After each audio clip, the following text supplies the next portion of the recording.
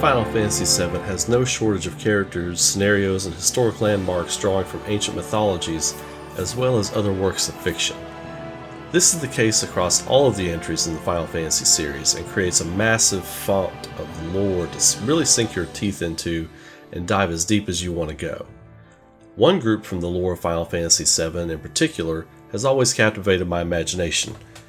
Maybe it's because of the vast parallels with one of my all-time favorite fantasy tales, or perhaps it is mainly because of the scarce knowledge about them. Whatever the case may be, I have always been fascinated by the Cetra, or rather the Ancients, and in this entry of Lore Junkies, it's all about the Cetra.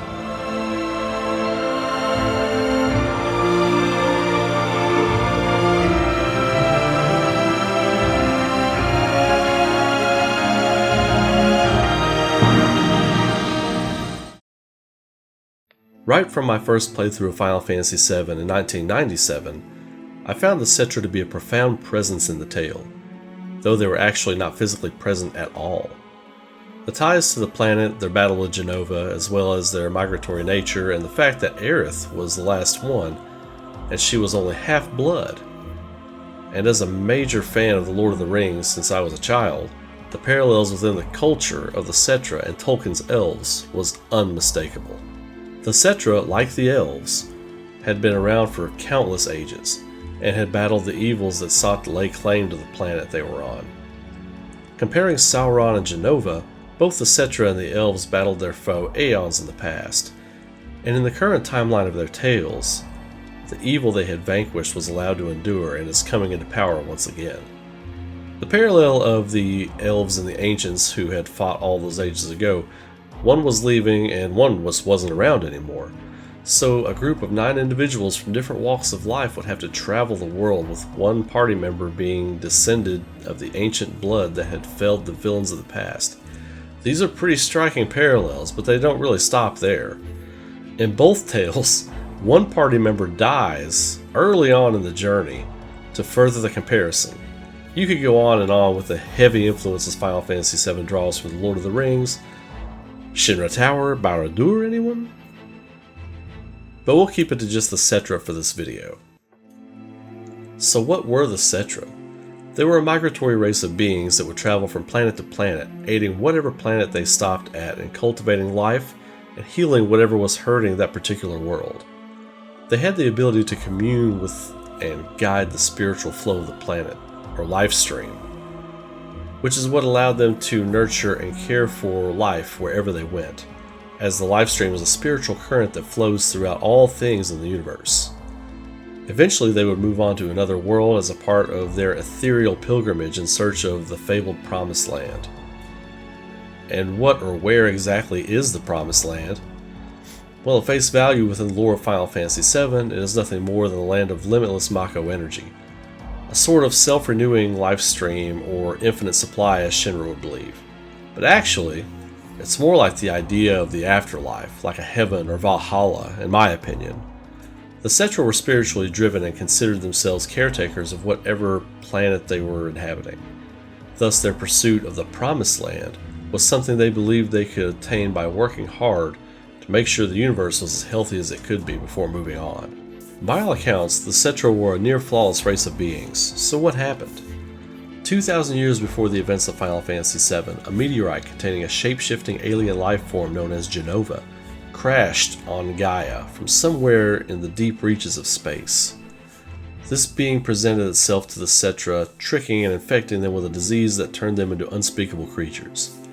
The few remaining Cetra banded together to dispatch their brethren who had been tainted by Jenova, and eventually would engage in a fateful battle with the entity they referred to as the Calamity from the Sky. The battle was fierce, and though it is not known for fact which of the Cetra were the ones who dealt the killing blow, I have always theorized and suspected that it was the 13 knights that comprised the Knights of the Round. I always thought it would be really cool if they were the Cetra security force, as it were, always ready to handle any type of hostile encounters their race may encounter through their cosmic travels. After the dust had settled from the epic battle, many more Cetra were lost, though Jenova had been slain, its remains left to rot in the northern crater which it had emerged from. Likely the Knights of the Round gave their lives battling Genova. That would also make sense, seeing as how materia is just crystallized Mako that gives the user access to the knowledge of the ancients. The summon could be their very souls coming to aid when called. Unfortunately, the tale of the Cetra does not have a happy ending, as they are all but extinct, with the exception of Aerith being the last human with ties to that bloodline. According to Sephiroth in the original Final Fantasy VII, humans are just former Cetra who forsook their calling to cultivate other planets so that they could form permanent settlements on Gaia. So if this is true, it would stand to reason that regular humans have, over the ages, lost their connection to the planet the further they moved away from the spirituality of the Cetra culture. Now with the advent of Mako energy, this probably moves humanity even further away from the enlightenment of the Cetra because of their heavy reliance on Mako energy, which we know is just manipulating the life stream to turn it into basically gasoline for the planet to be powered on. Keeping the lights on, keeping the cars running, and all that kind of thing. I like to sometimes think about the Cetra stopping at a planet with intelligent life already established, what they would have taught them, and what they could have shown them to better the planet they were entrusted with, the people that were already there. You kind of think of the Cetra as these beings who go to uninhabited planets or whatever, but I kind of like to think, what would they say if they stopped on Earth today and had a look around, kind of took it all in, surveyed what we had going on here? I wonder how they would react. Pack it up, let's go, we're not staying here. You what? You all did what with the ocean?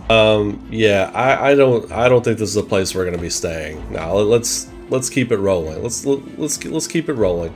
Don't turn the ships off. Don't turn the ships off. We're leaving.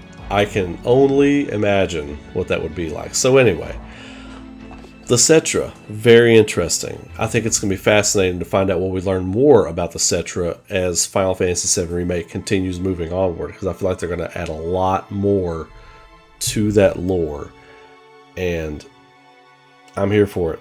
I'm excited for it. So anyway, I hope you all like that. Lore Junkies is something I'm having a lot of fun with. So throw a comment on the video, like, share, subscribe, do all of the stuff. Consider becoming a channel member and follow me on twitch.tv/RayCoffman, where we have a lot of these conversations every night. So until then, you all have a great night. Be safe, be good to each other, and keep rocking.